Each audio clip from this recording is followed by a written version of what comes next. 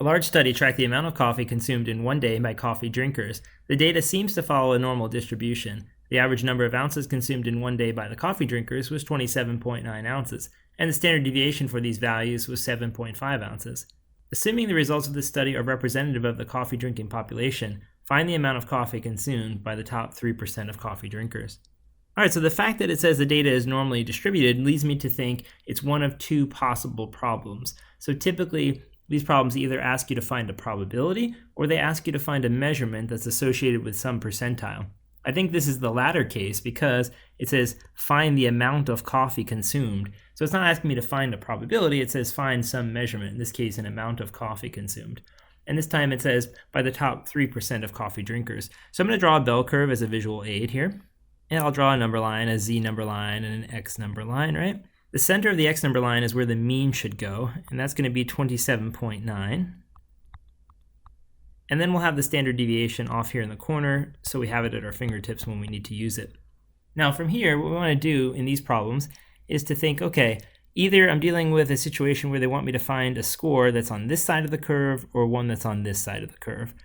There are no other exceptions, right? So it's either on the left side or the right side of the curve. Let's start by considering the chance that it's on the left-hand side of the curve. It talks about finding essentially the cutoff score that separates the top 3% from the bottom 90%, right? So could this area be the top 3%?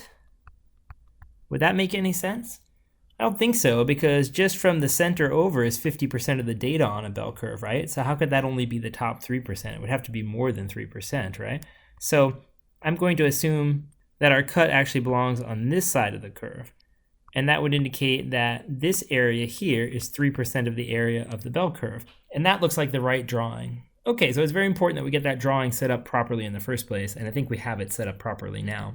Now from here, the logic of the problem or the approach is to basically go from a percent to a z-score, and then from a z-score to an x measurement. That's how these problems work. So we're going to go from this percent to a corresponding z-score down here that we don't know yet, and that will lead us eventually to the measurement that we're looking for. But how do we do that? Well, in the past, we used to go from a measurement to a z-score using a formula, and then we'd go from the z-score to the percent using a table. We're going to do that exact process in reverse. We're going to go from a table, looking up a percent, we'll find a corresponding z-score, and then once we have the z-score, we'll use a formula to get to x. And basically it's the same formula and the same table, we just use them sort of in reverse. So I like to call these problems the normal table in reverse because we're basically going backwards from the way we initially learned to use it. Okay, so let's go ahead and do that. But in order to do that, we need to recognize that this unknown z-score here that I'm looking for, that unknown z-score is associated with the area from here to the center, not the area in the upper tail there. So I need to know what that area is that I just drew the line for. Well, I think it's 47%, and here's why.